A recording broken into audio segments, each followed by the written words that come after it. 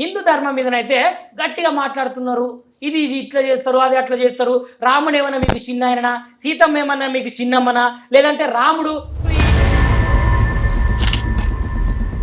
మన హిందూ బంధువులకు చెప్పాల్సింది ఏంటంటే, ఎవరిని పడితే వాడిని ఇంటర్వ్యూ చేయడం గొప్ప కాదు. ఎంత అంటే అంత దిగజారే స్టేజ్కి ఎవడో వచ్చేసి మన హిందూ దేవుళ్ళ గురించి మాట్లాడుతుంటుంటే కూడా వాడిని అప్పుడే చెప్పు తీసుకొని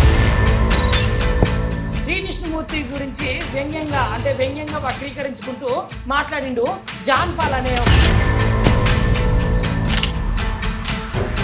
యాంకర్ ఏం చేస్తాడు, వాడు అలా చెప్తున్నప్పుడు ఇది కాదురా ఇది అని చెప్పాలి కదా. ఆ యొక్క అజయ్ అనే పాస్టర్ మాట్లాడిన మాట నేను గురువు గారిని అడుగుతున్నా.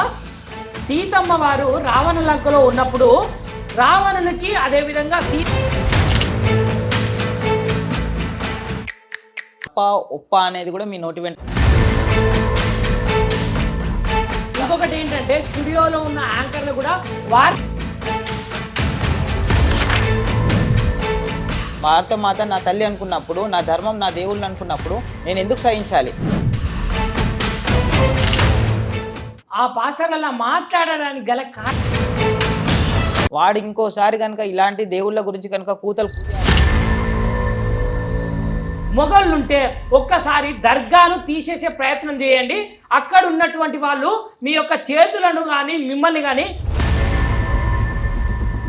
దర్గానే కాదు మీ చర్చిలోను కూడా జరిపే పరిస్థితి వస్తుంది, కూల్చే పరిస్థితి వస్తుంది. గోమాతను అదేవిధంగా గోమూత్రాన్ని కించపరుచుకుంటూ అవహేళనగా మాట్లాడుతుంటే మరి ఏం చేస్తున్నారు హిందువులు?